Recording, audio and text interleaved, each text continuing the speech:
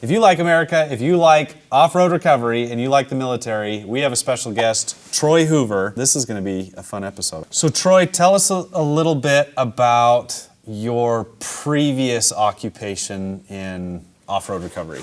I've been recovering vehicles basically since I was a little kid. Yeah. Growing up on the farm, rescuing tractors. And then once I started able to drive, then it was me and the buddies going out and getting stuck and recovering ourselves. And then I joined the military. Then we went to Iraq, and our guys would get stuck all the time out there. The sand's a big deal, you know. Sand is a big deal. You grew up here in Oregon, Silverton. Silverton, okay. Yep. And you said that how many generations was your family there? I'm a sixth generation out of Silverton. When did your family get there? That would have been 18. That would have been late 1800s. At a very young age, you've kind of found a passion, it sounds like, Yep. in recovery. Yep. How old were you when you did your When first? we moved out to the farm, I started working about 12 on the farm. Do you remember your first kind of like recovery and what that felt like? I know it's been It's when been you a were long kid, time. but Just getting tractors stuck out of the field, what did you use to get that stuff out? Like what Back then it was chains. Yeah. You use chains and hope it didn't come off or break. Things have changed a lot since then. Things have changed a lot. After high school, then it's military service. Yep. Then you were deployed to Iraq. Yep. Did you select to be in that position, or how did you end up being a recovery specialist for the military? Most of it was because I had, I guess, good creativity of how to solve problems, because they knew I'd get the job done. Right. And safely. The other kids would get equipment stuck, and they'd call me up, hey, can you go get this out? Then I'd grab a crew of guys, and we'd go out and get it unstuck.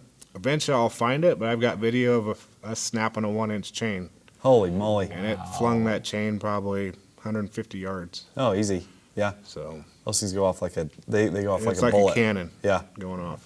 What was your goal when you got into the Marines? What you wanted to do?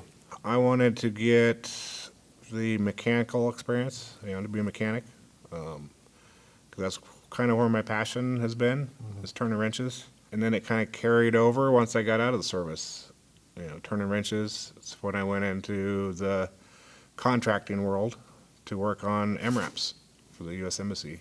So you served 8 years as a Marine. As a in the Marine. military, and then you went back overseas Yeah, for another I- 8 years, right? Yeah, I tried to stay in the military, but I broke my neck 2 different times while I was in service. Tell us about that. Can you elaborate on that at all? So the first time was actually during training, and we were in Iraq, and I got dropped on my head. It hurt. Didn't know what was wrong. Knew something wasn't right. I still stayed deployed, but when we came home, they did X-rays and saw that I broke C5. So how long were you like that before you came? So I had to deal with it for about 3 months still in Iraq. Got home, and then we got it looked at. Then probably 2 months before the unit was supposed to deploy, they're like, hey, we really need you to go. If you can pass your physical tests and it doesn't hurt that bad, we're going to take you with us. So we passed our physical tests, and we went back, and then we were on mission, and it was in a D7 bulldozer. We were pulling buildings down using chains. We went through a lot of chains breaking, but during that my seatbelt broke, and I flew to the top of the ceiling. Luckily I had my helmet on, and I broke the next vertebrae, C4. And still I knew something was wrong again, but we just kind of pushed through it. Right. And then I got extended in Iraq for a 3rd tour out there. But about midway through the tour, my headaches were just getting so bad, they sent me home. Oh, yeah.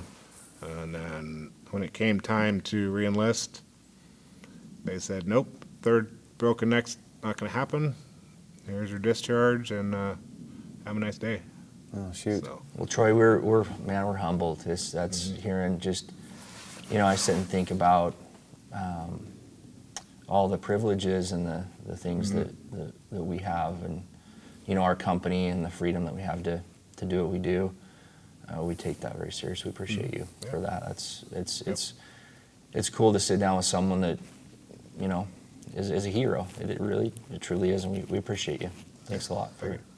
Especially with the position that you had. I mean, you know, we've learned and what we've seen with off-road recovery specialists that it's a different breed. Yep. And to do that for the military, that's I think that's a whole nother just another cut above, because you have to fix it. You have to. There is no just we'll fix that later. No, we have to take care of it now. You need that equipment now. Yeah. There's no other option. No. You're the last guy, so Yep. you have to figure it out. Yep. And that's been something that I've enjoyed being, you know, in the industry and being able to talk to you and seeing, okay, yeah, and that's something I love about your rig too that Yep. you have. And tell us a little bit about that. So after our big propane recovery, I decided we needed a little bit more capability for some of the stuff we're going to be doing. So I bought, it's a 2008 International 4-wheel drive. Yeah. And I had a Century wrecker bed. So we put it on the back, and we were almost complete with it. And I'm like, you know what? We need some more stuff on here. Yeah. So I cut the back of it off completely, and I made my own outriggers so we could plant the truck to winch off of. And then I'm like, you know what? I have these really big winches. How big? It's a 30,000 pound winch. Yeah. And I'm like, I can make this fit on here. Yeah. So we put it on there, and I had enough room. And then I'm like, all right, well, we need a Fairlade. It's going to be stout enough to hold this thing. So we started making the Fairlade for it. And it's just kind of snowballed into its own unique thing. Yeah. Yeah, we're going to have some growing pains with stuff, but For sure. that's the fun part of fabbing your own stuff up. So Yeah. how long did that build take you from time when you started till now? It's been almost a year. And it's not done. It's not complete, no. Yeah. Nothing ever is, right? Nothing ever is. Yeah, like I said, we're going to have growing pains with it. Yeah. But I enjoy doing that stuff, so I can't leave things alone. Right. I always got to play with it. For sure. We, when I look at that, so it's based off of an International. Yep. What engine does it have in it? It's a DT 466. Okay. How much horsepower? Oh, it's not very much. Probably 280 horsepower. Okay. So But it's got what it needs. it's got what it needs. How big are the tires? They're 46-inch Michelins. Okay. Locker in the rear, and eventually we're going to put one in the front. Okay. So yeah, you can Yeah. you can go Crawl anywhere. around anywhere. Most of those Internationals aren't 4-wheel drive, right? No. No. Yeah, I was gonna say there's probably not very many. of Yeah, those most of running them were around. used more of Forest Service trucks. So you're gonna be able to get into a lot of Yep. situations Yeah, that if- other people won't If be I able can't to. use that one, then I've got my 6x6 military wrecker. So tell us about that. When did you get that So- 6x6? It all happened while I was contracting for the embassy. I knew at some point I needed to come home, and I couldn't work out there forever. And I loved towing. I loved recovery stuff. So I decided to start looking for a military 510. And we found one locally out in Burns.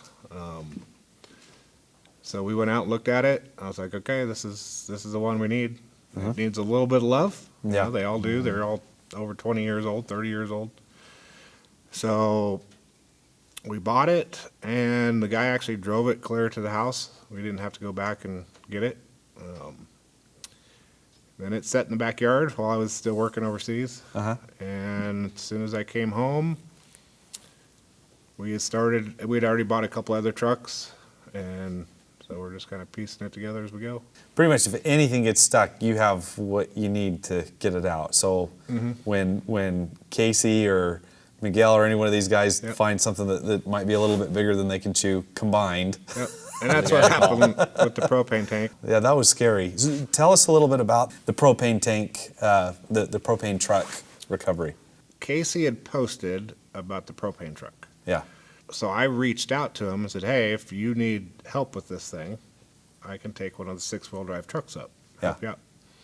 And he's like, yeah, let's do this. So we got all of our stuff together, and we went up.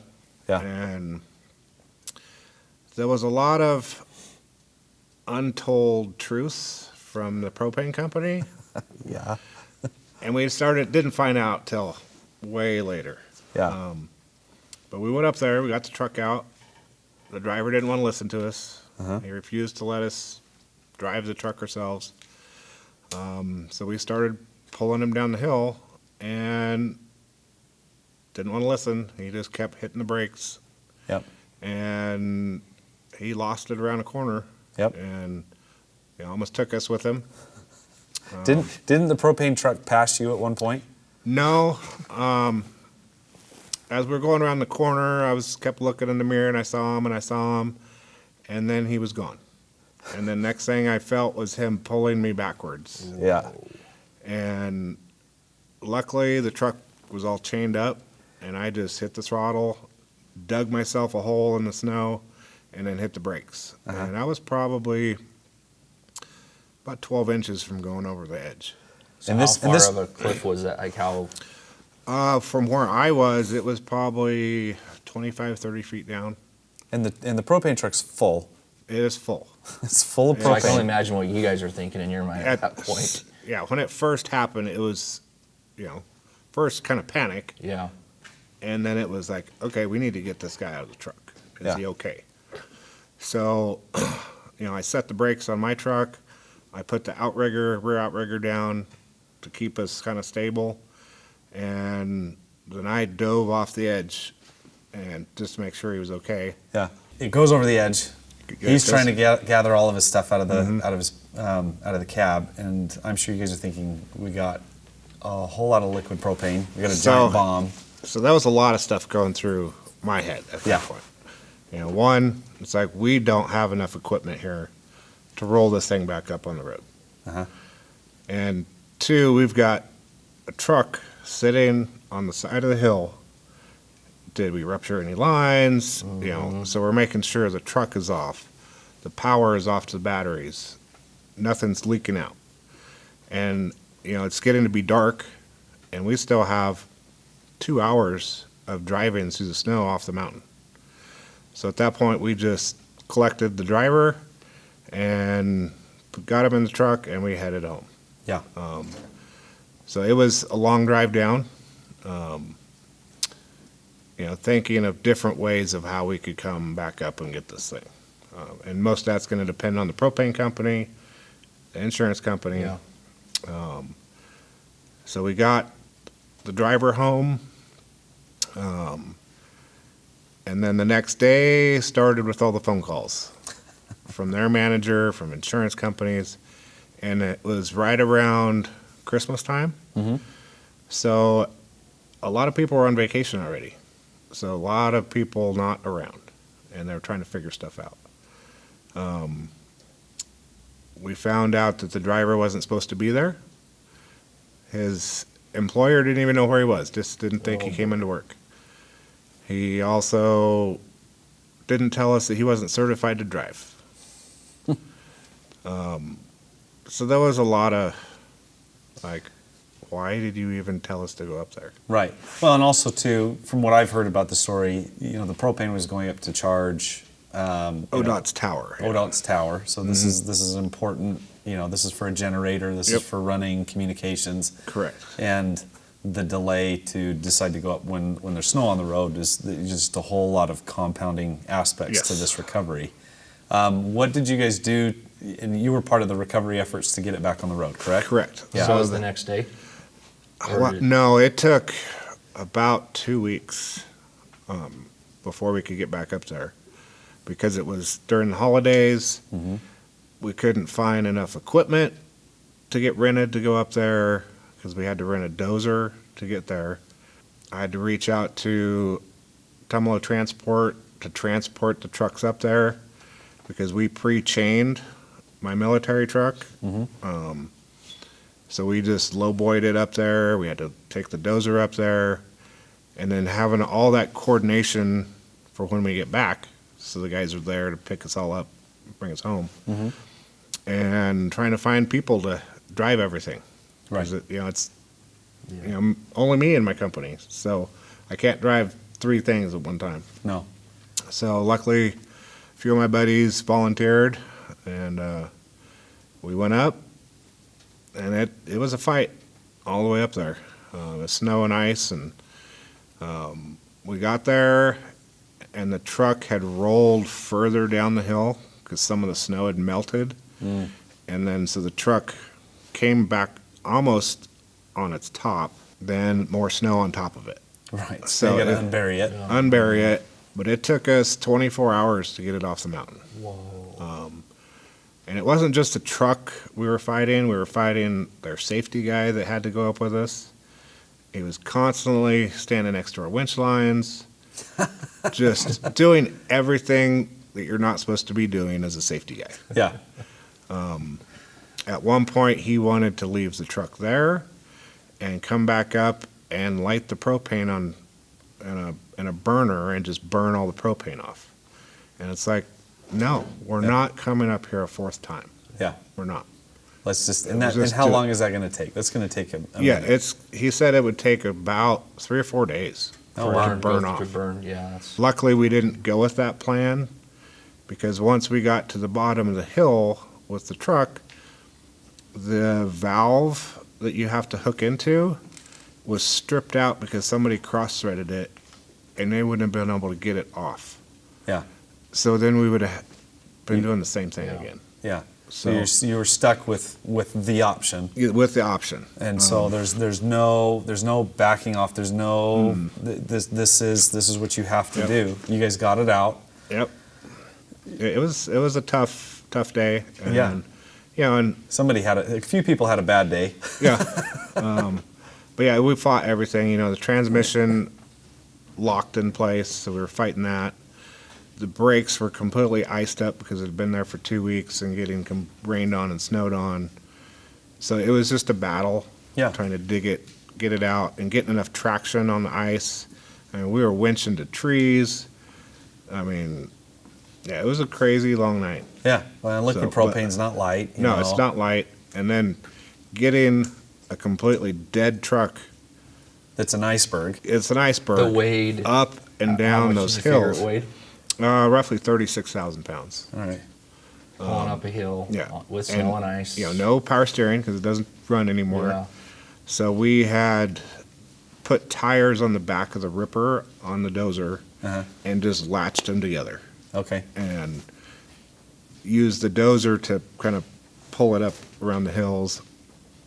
And sometimes the dozer would get pinned Uh-huh. and he couldn't turn, so it'd pull both into the ditch. Yeah. And then I was behind with the military wrecker, and I'd hook a chain to it, and I'd pull them both out of the ditch, and we'd start up again. So it was probably 5 hours from the time we got it out all the way to the bottom of the hill. The one thing that I like about your story and everything that you've done is just preparedness. You've seen war, you've seen things go wrong, Yep. and things do go wrong. This might seem interesting, but how do you feel about the current state of politics and the world and everything, the way that things are going?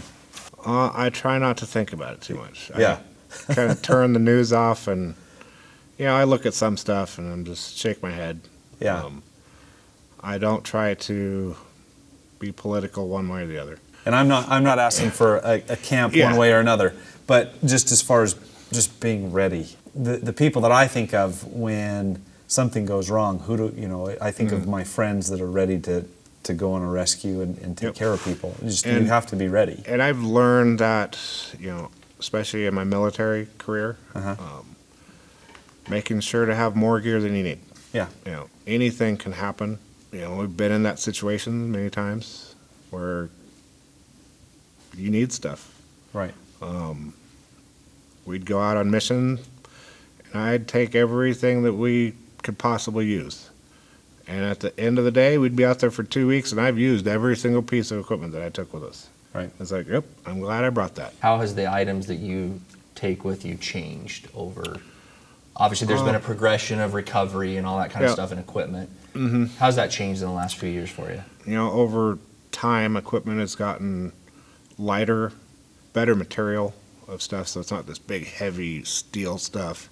So stuff's made of aluminum, and like your guys' tow ropes and recovery ropes become Synthetics and so stuff, much lighter, and you can carry more items with you, because you can condense everything a little bit tighter. So we've managed to figure out what's working and what's not working, and take what we need. The logic holds true for not just off-road recovery, but your own home, food storage. Yep. How has that impacted your life and just being ready? So it's impacted us a lot because you never know what's going to happen. Right. You know, Power outage. power outage, we've got generators and all that kind of stuff to take care of my family, So I make sure that we've got what we need. Yeah. Whether it's from food to survival gear. You were mentioning earlier about your wife, how she's, I don't know if you'd call her a prepper, but She's the same mindset I am. yeah. We want to be prepared if something does go wrong, and we've got to boogie out and protect our own family. And that stuff resonates with me a lot. I don't know if I'd consider myself a prepper, but the last couple of years I've really buckled down on the food part and the ammo and all that kind of different stuff. That's just kind of gives you peace of mind, and just being prepared is so crucial. Yeah. So, I think that's the best peace of mind you can buy is you have the food, you have the water, you have the fuel, you have everything that you need. You know that if you need to travel somewhere. What surprises me is on a lot of the prepper channels that I see, Preparedness, and they talk about bugging out.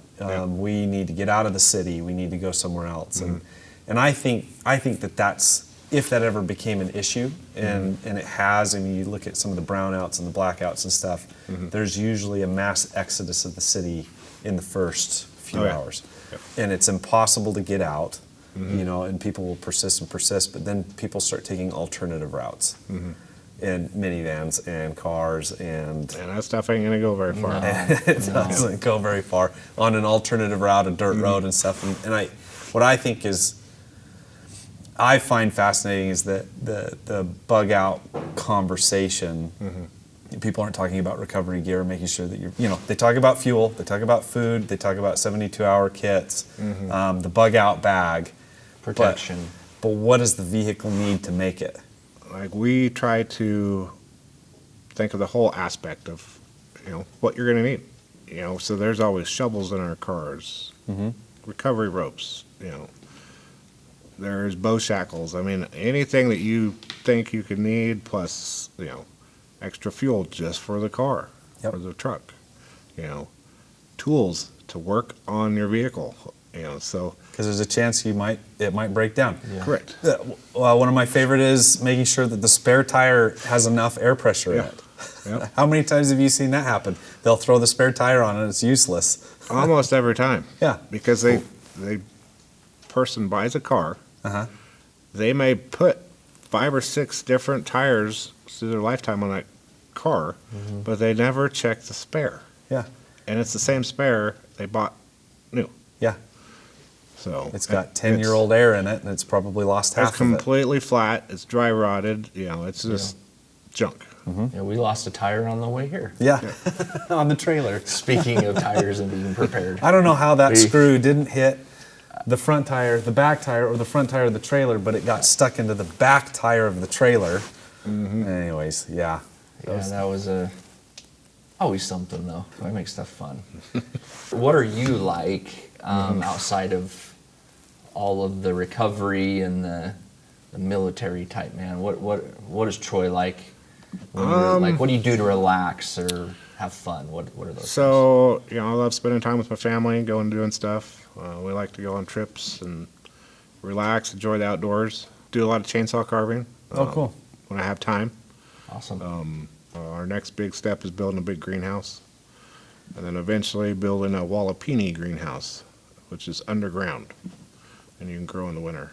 So It's funny how when preparedness becomes a mindset in one aspect of your life, then it starts, when you start to experience that peace of mind, it starts bleeding over into all of the other other aspects of your life. Yeah. Every other part. And so, having a garden, being self-sufficient.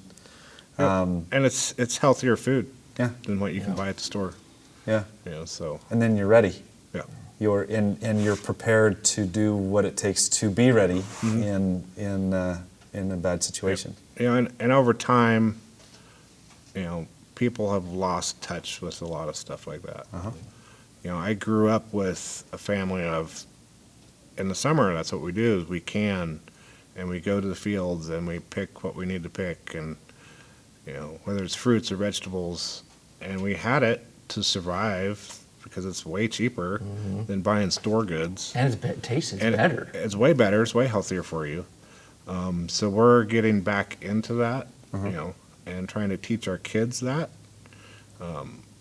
How to garden, how to, you know, our kids are getting old enough so we can start taking them hunting and being able to survive themselves if that occasion arises. Well, and if there was a problem with civilization, or there was a failure of basic needs and things like that, you have what you need. You've got the recovery vehicle, you got the food. Then you're also an asset to the community, because there's bugging in, bugging out, but then being able to go out and help. And no matter how bad the roads get, if the roads can't be maintained, you can get there. One of my favorite statements is, not all bug out cars are off-roaders, but all off-road vehicles are bug out vehicles. Yeah. And so having that peace of mind, that knowing that you have everything that you need to provide for yourself, it's an asset. But also, I mean, how does that make you feel being in the community as well? You know, my natural reaction is, first, it's going to be taking care of my family, Yep. you know, immediately. And then it's going to go out to the next level of friends, are they taken care of? And then community after that. Well, Troy, it's been fun today. You know, it's not very often we get to sit down with someone with your kind of background. It's been a really good time chatting with you, learning about you. We're excited to see kind of where our friendship goes. Yep. One of the biggest things is finding out where you're at, like what platforms you're on. Well, we've got our Google ad up. We're on Facebook, Instagram, and YouTube. So what are those channels? It's Troy's Off-Road Towing and Recovery. Is what all three names are on all platforms. And we're working on our webpage, getting that set up and put up. So anybody in the Bend area that is in a really, really, really bad spot. As bad as a propane truck upside down in the forest. Off the cliff. Yep. This is your guy. Troy's your guy to call. So. And, you know, we're always thinking about building new trucks and new stuff and expanding what we can offer. Because it can always get worse. It can always get worse. But as long as you're prepared, you're good, right? Correct. So Thanks, Troy. we thank you. Thanks for your time. Yeah, today. thanks for having me.